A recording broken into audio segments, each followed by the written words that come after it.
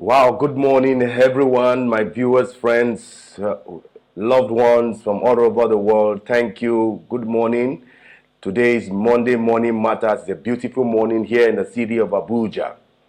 Um, Over the weekend, I've been busy training a church for 3 days, and today I want to host Monday Morning Matters.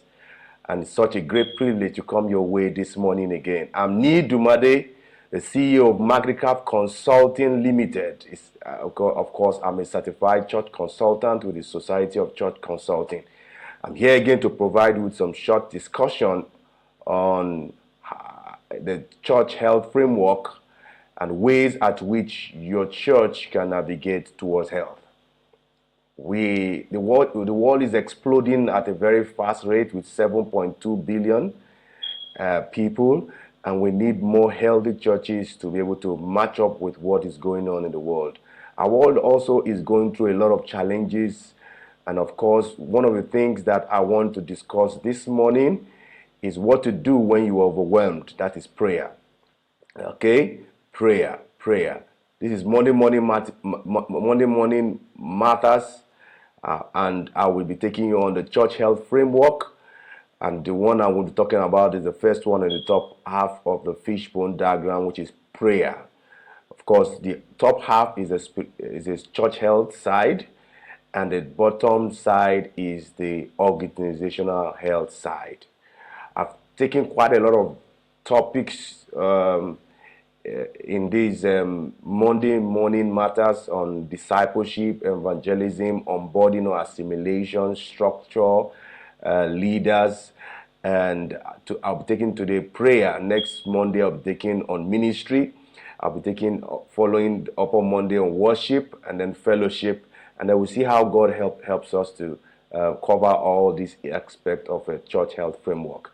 I've also done a tutorial on eSword X on Mac. It's a Bible software which is very, very good for every Christian, priest, pastor, preacher, teacher, apostle, bishop.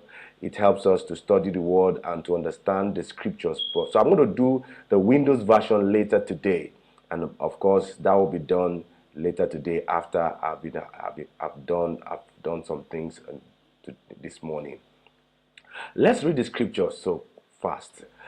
In Acts chapter 2, verse 41 to 47, that's where we took the framework of a healthy church from the first church, the New Testament church. And when you read the Act of Apostles chapter 2 down to 6, 7, you'll be able to see all these functions and systems that we're saying are pointers towards health. In Act chapter 2, verse 41 to 47, I read, "Then they that gladly received his word were baptized, and the same day, that very same day, they were added unto them about 3,000 souls. And they continued steadfast in the apostles' doctrine and fellowship, and in breaking of bread and in prayers." Verse 42 is what I want to emphasize, in prayers. And if you look at verse 47, praising God, having favor with all the people, and the Lord added to the church daily such as should be saved. Okay, such as should be saved. You could see there in prayers. In prayers, our world is going through a lot of challenges, a lot of overwhelming challenges. The coronavirus, the gas explosion in Lagos, and we need to run to God. We need to open up to God. We need to relate to God. The New Testament church is a church that the leaders are praying for the members, and the members are praying for the leaders. Everyone is praying, and Paul says, "Pray without ceasing." Paul says, "Pray without ceasing." Prophet Samuel said, "Let it be counted to be sin for me not to pray for you." So what it means is that when a leader fails to pray for the members, he has actually committed sin. And of course, unhealthiness is what causes sin. Unhealthiness is what causes sin. And when they had a lot of issues in Act of the 6, where the widows were neglected in the daily ministration of food, they did a fair hearing of all the multitudes of disciples. And of course, at that time, they had to raise leaders. But the 12 apostles said in verse 4, but despite the outside persecution that was upon the church, despite the internal wrangling and dissatisfaction, murmuring and complaining of the widows in the house, they said, but we will not. What? We will give ourselves. I love the word continually. But we will give ourselves. They could be empathetic to serve tables, but said, but we will continually to give ourselves to prayers and to the ministry of the words. So prayer is something that should not cease. The moment prayer ceases in your church, you are already navigating towards unhealthy state. Today's busy world, people try to place less time on prayer. Even in our church service, we make sure that our prayer is very, very little, because people are trying to carve out more time for what's important. But I can tell you, if a church needs to be healthy, what is very, very paramount and important is that the church should place a greater importance to prayer. Now, why I'm saying prayer is because prayer has a way of commanding the support of heaven on what is going on on earth. And the things that are going on earth today requires answers from heaven. And if answers are going to come from heaven, someone just have to pray.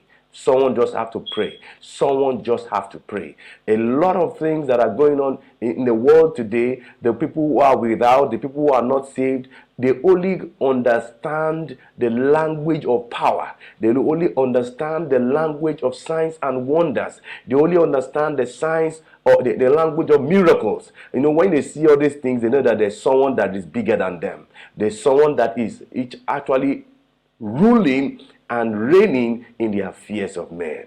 Okay? So I want to also know that prayer is one of the very, very, very important things in the church health framework. Prayer is very, very important in the church health framework. Prayer is very, very important in the church health framework. I'm going to stop here so that I can stay within my time, within 10 minutes. I want to implore us that we should share this page, my Facebook page, okay, where you'll be able to see this video. Monday Morning Matters is hosted by myself. Niyi Dunmade is my name. I'm your certified church consultant. Please go to my page and then like my page, tweet, okay, follow me on Instagram and subscribe to my YouTube channel on Magnicraft Consulting. Magnicraft Consulting. You can reach out to me with any of these lines, and of course, I'll be able to answer your questions. So I'm going to stop here. Next week, I'm going to talk on ministry. I'm going to talk on me, but today I spoke on prayer. I want you to know that when the prayer altar is on fire, then our world can be on fire. Let us make sure that we put on the whole armor as Paul advised us in Ephesians chapter 6 verse 18. Put on the whole armor of God, because that is the only way the church can stand. That is the only way the church can function. So let's hold on to prayer till Jesus comes. I'm Niyi Dunmade, your certified church consultant. I'm going to wrap up here just now. I'll come again next Monday with another tip, another framework in the fishbone diagram. God bless you till I see you next week's Monday. Bye.